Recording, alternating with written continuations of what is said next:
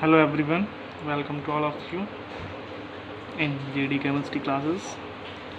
हमारा जो last topic था दैट इज़ दी सॉल्युबिलिटी था. सॉल्युबिलिटी में जो हम टॉपिक कर रहे थे that is the solubility of gases in liquid. Gases की सॉल्युबिलिटी लिक्विड में, इसके बारे में हम बात कर रहे थे. तो 3 फैक्टर्स होते हैं जो इसको अफेक्ट करते हैं. सबसे पहले नेचर ऑफ गैस, दूसरा टेम्परेचर, और जो तीसरे वाला था दैट इज द प्रेशर. ये तीनों टॉपिक हमने कर लिए थे. लास्ट वाला जो टॉपिक था प्रेशर, इसको ही थोड़ा आगे की तरफ ले चलते हैं. जैसे कि हमको पता है कि जो सॉल्युबिलिटी होती है, सॉल्युबिलिटी ऑफ गैस वो इंक्रीज करती है विद इंक्रीज इन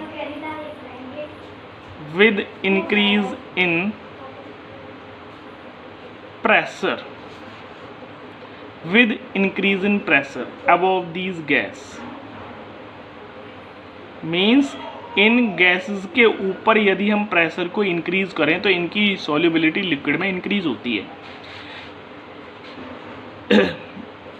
इस प्रेशर और सॉल्युबिलिटी के बीच में एक रिलेशन बताया था.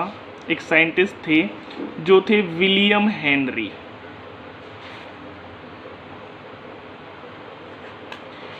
विलियम हेनरी ने एक इनके बीच में रिलेशन दिया था. उस रिलेशन को ही बाद में हेनरी लॉ कहा गया. उस हेनरी लॉ में क्या कहा गया था? Henry's law.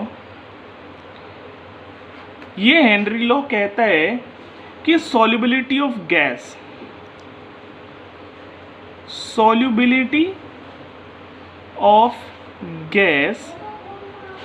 Is directly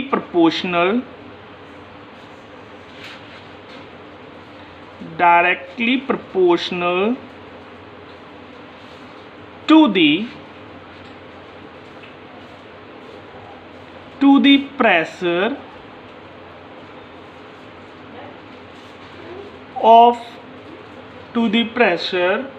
of gas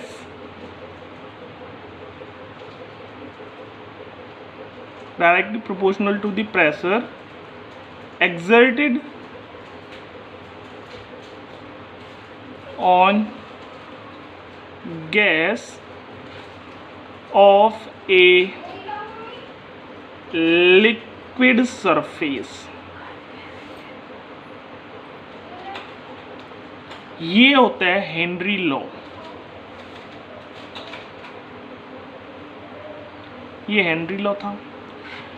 ये कहता है सॉल्युबिलिटी ऑफ गैस, यदि गैस को घोला जाए किसके अंदर? लिक्विड के अंदर, तो जितना ज़्यादा प्रेशर उस पर डाला जाएगा उतनी ही गैस जो होगी वो उस लिक्विड के अंदर घुलेगी.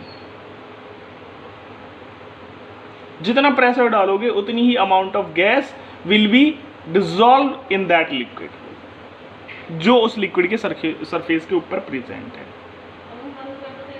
आगे ये कहता है P या फिर solubility of gas directly proportional to pressure.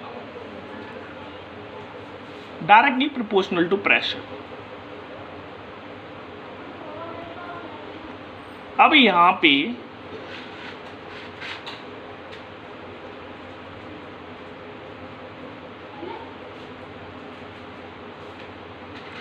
ध्यान दो, ये जो सॉल्युबिलिटी ऑफ गैस है यहाँ पे इसने वो मेजर की है मोल फ्रैक्शन में.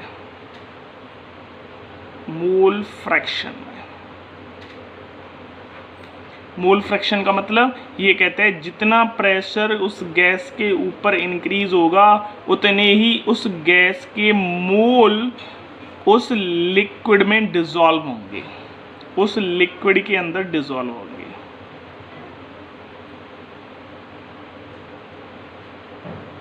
मतलब यहाँ पे उसने उस गैस की ना तो कंसंट्रेशन मोल उसमें लीटर में ली, ना मोल पर लीटर में ली, उसने यहाँ पे ना उसमें मोलरिटी में ली, मोलरिटी में उसने उसको जो मेजर किया है that is mole fraction, mole fraction में लिया। उसने कहा कि जितना प्रेशर तुम ज़्यादा अप्लाई करोगे उतनी ही moles of gas will be dissolve in that liquid. तो ये कहते हैं यहाँ पे, ये कहते हैं जो प्रेशर होगा, यदि प्रेशर इंक्रीज होगा तो उस गैस का जो मोल फ्रैक्शन है वो भी उस लिक्विड के अंदर क्या होगा, इंक्रीज होगा, जिसको हम किससे डिनोट करते हैं, एक्स से डिनोट करते हैं मोल फ्रैक्शन को, या फिर एक्स की जगह यहाँ पे मोल फ्रैक्शन ही लिख लो।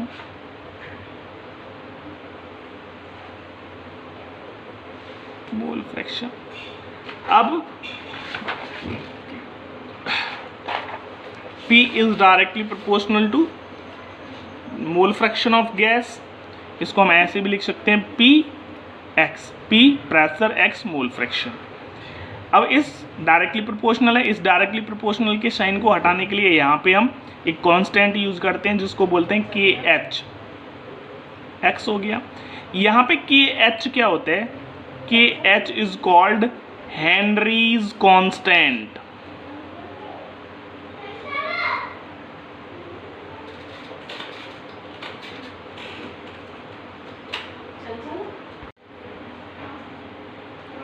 P प्रेशर हो गया, x मोल फ्रैक्शन,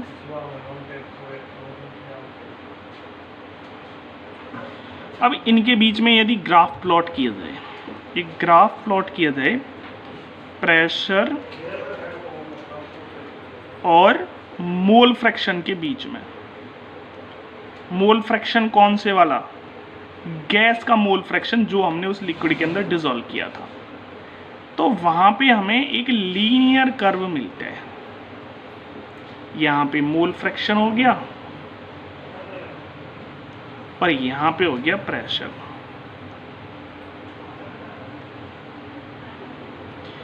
जैसे जैसे हम प्रेशर इंक्रीज करते हैं ऐसे ऐसे हमारा मोल फ्रैक्शन भी इंक्रीज होता जाता है।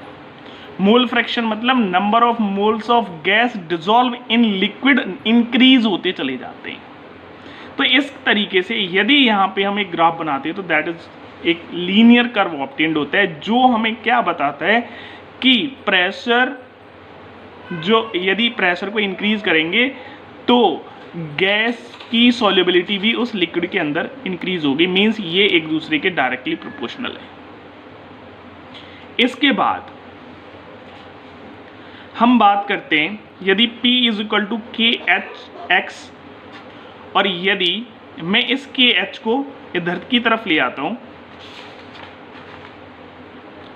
P is equal to KH is equal to X, means यहां पर जो ये KH है, KH is inversely proportional, inversely proportional किसके किसके इनवर्सली प्रोपोर्शनल है, सॉल्युबिलिटी के, solubility of gas in liquid. इसका मतलब होता है यहां पे ये x है वो किसको रिप्रेजेंट करता है, नंबर ऑफ मोल्स को जो लिक्विड में घुले हुए हैं, ये तो ये सॉल्युबिलिटी को ही तो रिप्रेजेंट करता है। तो ये कहता है जो KH होता है, हेनरीज जो कांस्टेंट होता है, वो इनवर्सली प्रोपोर्शनल होता है किसी भी गैस की सॉल्युबिलिटी के लिए। यहाँ पे ये माना जाता है कि जो KH की वैल्यू होती है वो कांस्टेंट होती है, पर ये जो वैल्यू होती है वो हर गैस के लिए अलग अलग होती है। O2 के लिए अलग होती है, H2 के लिए अलग होती है, कोई और गैस होती है उसके लिए अलग होती है, सबके लिए जो KH की वैल्यू होती है वो अलग होती है। और जिस गैस की KH की वैल्यू ज़्यादा होती है उसकी सॉल्युबिलिटी कम होती है। वो इस ऊपर वाले एक्सप्रेशन से हम देख सकते हैं कि जो X होता है वो इनवर्सली प्रोपोर्शनल होता है KH की, मीन्स ये सॉल्युबिलिटी और ये हेनरीज कांस्टेंट। जिसकी वैल्यू KH की ज़्यादा उसकी सॉल्युबिलिटी कम, और जिसकी ये KH की वैल्यू कम उसकी सॉल्युबिलिटी ज़्यादा। तो ये माना जाता है बहुत सारी गैसेस होती हैं, उन गैसेस की जो KH वैल्यू होती है, किसी की ज़्यादा भी होती है, किसी की कम भी होती है, पर जिसकी ज़्यादा होती है उसकी सॉल्युबिलिटी बहुत कम होती है। जैसे कि तुम्हारी NCERT की बुक है, NCERT की बुक में एक टेबल दी हुई है, ये वाली जो टेबल है, इसमें दिया हुआ है जो आर्गन है, आर्गन की सॉल्युबिलिटी, सॉरी जो आर्गन है उसकी जो हेनरीज जो कांस्टेंट है उसकी जो वैल्यू है 144.97 दिया हुआ है। इसका मतलब R1 की वैल्यू, जो आर्गन की सॉल्युबिलिटी है लिक्विड के अंदर, वो बहुत ही कम है। यदि कंपेयर करें हम KH वैल्यू ऑफ CO2, यहाँ पे दी हुई है 69.16, तो आर्गन की वैल्यू से बहुत ही कम है। तो इसकी जो CO2 की सॉल्युबिलिटी है आर्गन की सॉल्युबिलिटी से बहुत ही ज़्यादा है। फिर फॉर्मेल्डिहाइड है, इसकी थोड़ी ज़्यादा है, तो CO2 से इसकी सॉल्युबिलिटी कम है। मीथेन है, विनाइल क्लोराइड है, ये इस तरीके से इन सब गैसेस की सॉल्युबिलिटी इंक्रीज और डिक्रीज होती रहती हैं KH की यदि वैल्यू देखें तो। यदि KH की वैल्यू बढ़ती है तो ये घटती हैं, यदि KH की वैल्यू घटती है तो ये बढ़ती हैं। एक और बात, ये माना जाता है कि जो KH की वैल्यू होती है वो हर गैस के लिए अलग अलग होती है। जैसे कि यहाँ पे आर्गन के लिए दिया हुआ है, आर्गन की वैल्यू दी हुई है कि ये आर्गन की थी, ये आर्गन की नहीं थी जो मैंने तुम्हें दिखाई थी, ये हीलियम की थी। हीलियम की जो वैल्यू है 144.97, ये एक पर्टिकुलर टेम्परेचर पे है भाई, किसी पर्टिकुलर टेम्परेचर पे। और यदि उस पर्टिकुलर टेम्परेचर को यहाँ से चेंज करके कोई टेम्परेचर दूसरा बदल दिया जाए तो वहाँ पे जो एक KH है, जो हीलियम के लिए KH की वैल्यू निकल के आई है, वो भी चेंज हो जाएगी। ध्यान देने वाली बात ये है कि यदि तुम हेनरीज कांस्टेंट किसी भी गैस के लिए निकालते हो तो वहाँ पे जो टेम्परेचर है वो भी कैसा होना चाहिए, फिक्स होना चाहिए। यदि टेम्परेचर चेंज होता है, यदि टेम्परेचर चेंज होता है तो KH की वैल्यू भी चेंज होती है, भी चेंज होती है, ध्यान रखना। अब टेम्परेचर चेंज होगा तो KH की वैल्यू भी चेंज होगी। अब टेम्परेचर दो तरीके से चेंज हो सकता है, टेम्परेचर या तो इंक्रीज हो सकता है या टेम्परेचर डिक्रीज हो सकता है। तो यदि टेम्परेचर इंक्रीज होगा तो KH की वैल्यू पे क्या इफेक्ट पड़ेगा, और डिक्रीज होगा तो KH की वैल्यू पे क्या फर्क पड़ेगा। अब सुनो, ये कहता है कि जो टेम्परेचर यदि इंक्रीज होता है तो KH की वैल्यू भी इंक्रीज होती है, और टेम्परेचर डिक्रीज होता है, यदि टेम्परेचर हुआ डिक्रीज तो KH की वैल्यू भी डिक्रीज होती है।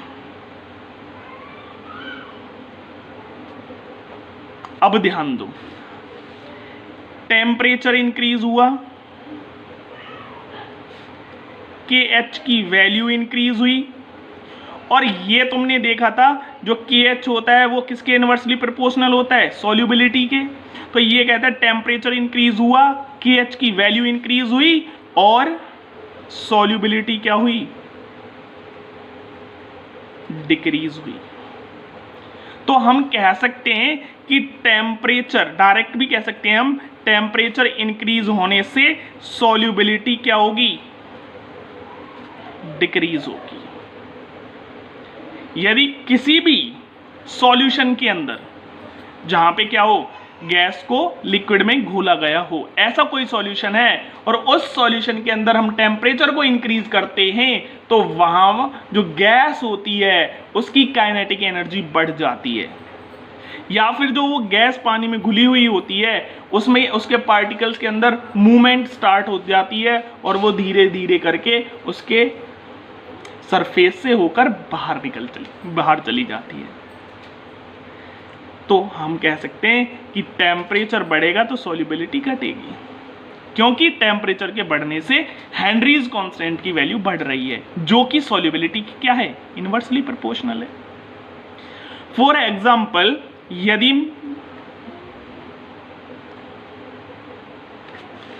तुम देखते होंगे अपने गर्मियों के दिन में, गर्मियों के टाइम में हर गांव में बहुत सारी जोड़ होती है, तालाब होते हैं, उनमें क्या होता है,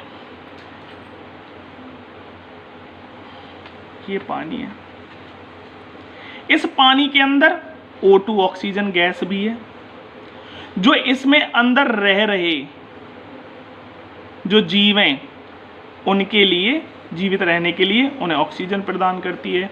जो थोड़े बहुत पेड़ होते हैं, एक्वेटिक जो प्लांट होते हैं जो केवल पानी के अंदर ही पाए जाते हैं, उनके लिए भी क्या देती है, ऑक्सीजन देता है। उस पानी में ही घुली हुई होती है वो ऑक्सीजन। और यदि क्या हो, गर्मी बहुत ज़्यादा हो जाए और गर्मी बहुत ज़्यादा होने के कारण टेम्परेचर बढ़ेगा, और टेम्परेचर बढ़ने के कारण जो छोटे छोटे वाटर बॉडीज़ होते हैं गाँव के अंदर, जोहड़, तालाब, पोखर जितनी भी होती हैं, उनके अंदर से वो जो पानी होता है, उस पानी में घुली हुई जो O2 होती है वो वहाँ से इवॉल्व कर जाती है, निकल जाती है। जैसे ही वहाँ से CO2 नहीं, O2 जैसे ही वहाँ से बाहर निकलती है तो क्या होता है, ये जो पानी में रह रहे एनिमल्स होते हैं इनको घुटन महसूस होती है, और घुटन महसूस होती है तो ये कहाँ आते हैं, इस वाटर के सरफेस पर ऊपर आ जाते हैं। कई बार देखा होगा तुमने, बहुत सारी मछलियाँ पानी की सरफेस पर आ गई। क्यों आ गई, गर्मी हुई, अंदर से ऑक्सीजन खत्म हो गई तो ऊपर आने लगी। पर कई बार क्या होता है, बहुत सारी मछलियाँ वहाँ पे मर भी जाती हैं, क्योंकि जो उसके अंदर ऑक्सीजन होती है वो बहुत कम हो जाती है। तो इससे हम क्या कह सकते हैं, ये जो एग्जाम्पल है क्या बताता है हमें, ये बताता है कि जैसे जैसे टेम्परेचर बढ़ता है, जो वो गैस की सॉल्युबिलिटी है वाटर के अंदर वो क्या करती है, वो डिक्रीज करती है। ये